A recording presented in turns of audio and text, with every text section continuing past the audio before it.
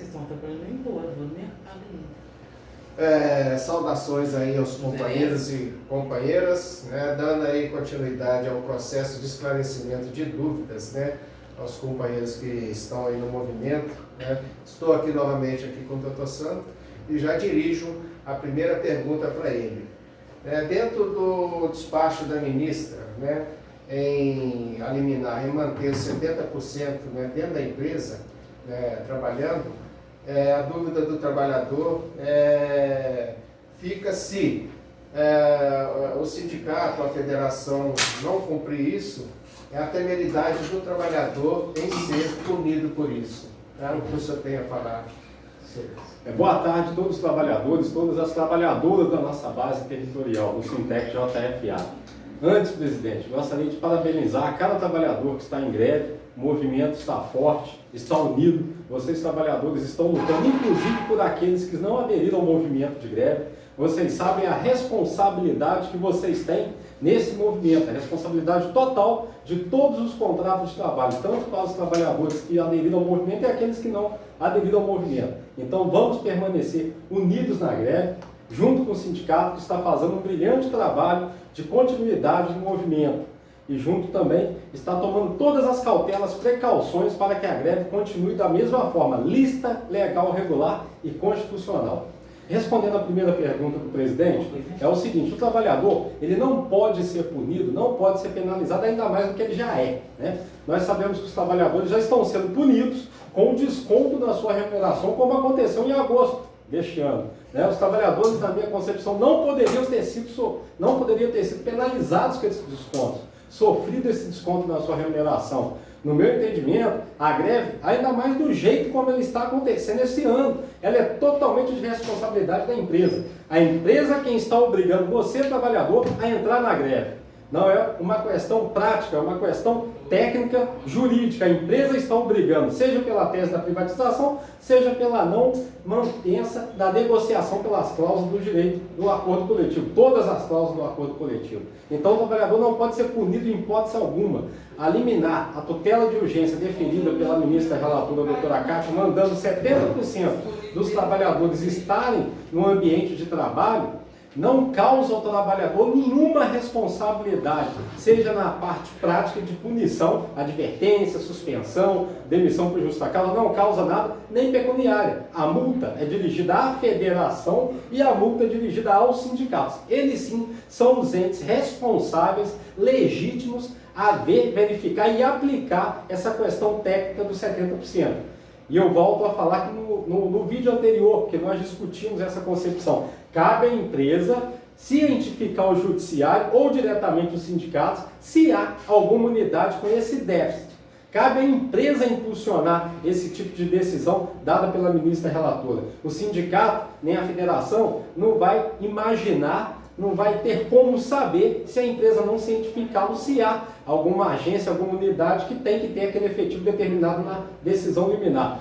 Fora isso, nós continuamos com a nossa greve, sem dúvida nenhuma, de que o trabalhador não pode ser punido em hipótese alguma, seja com qualquer punição no contrato de trabalho ou pecuniária. Ok? Tudo bem.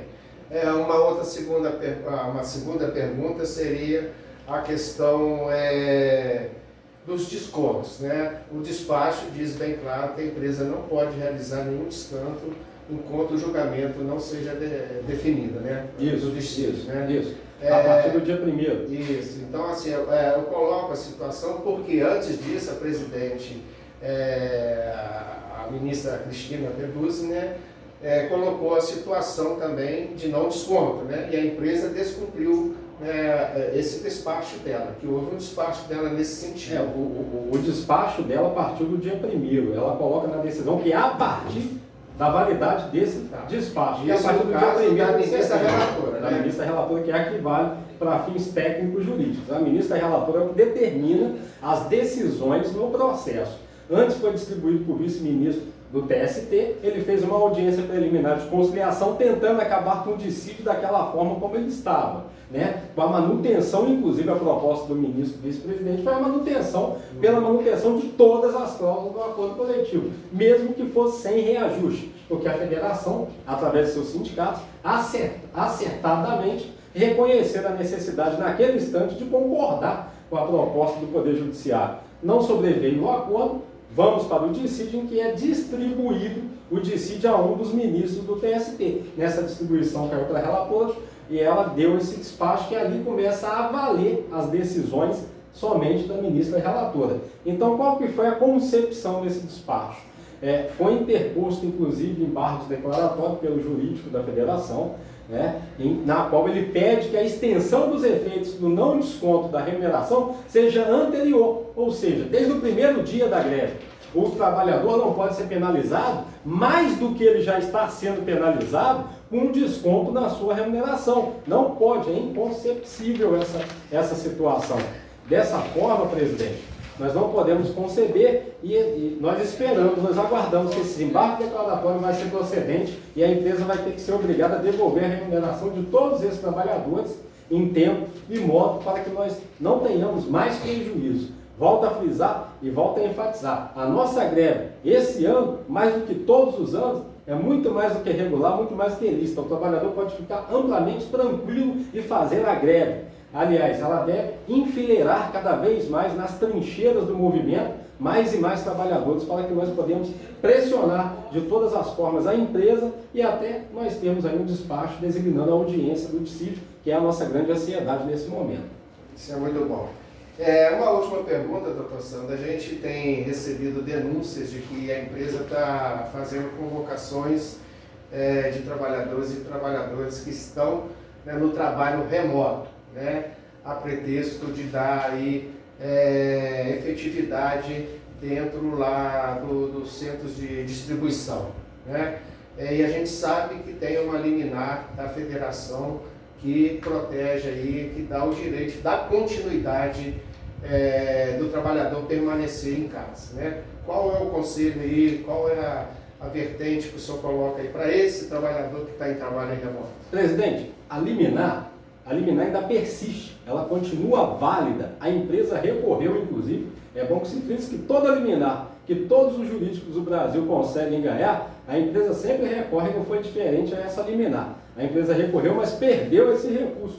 Então a liminar ainda está em vigência, ainda está válida. Trabalhadora que estiver em home office não é obrigada a retornar às fileiras do trabalho pessoalmente. Deve continuar e deve permanecer em home office, respeitando a liminar da federação. Você está protegido totalmente pela liminar da nossa federação e não precisa voltar às suas atividades. Deve retornar, sim, em home office. Desde março, que a federação e os sindicatos estão amplamente discutindo e correndo atrás das decisões para proteger o trabalhador que está no grupo de risco. E o grupo de risco deve ser respeitado. A gente sabe que a empresa não respeita ninguém, A empresa teima em notificar você, trabalhador que está em home office, que está no grupo de risco, a retornar para as atividades pessoalmente, as unidades. Mas não retorne porque você está protegido pela liminar da federação que ainda persiste e continua válida. Ok? Ok, doutor Sandro, a gente agradece aí a presença do doutor Sandro, mais uma vez brilhante aí nos seus esclarecimentos, e colocamos também à disposição aí dos trabalhadores. Qualquer dúvida, entre em contato através do nosso e-mail, dos nossos grupos, que estamos aí atuando, para dirimir as dúvidas que possam vir a acontecer, tá? Não vamos recuar, vamos manter firme aí a greve, como o doutor Sandro colocou, recuar agora seria um retrocesso e vamos esperar aí o julgamento aí, que seja até dia 21, tá ok? Até a vitória aí. Boa tarde a todos. Boa tarde.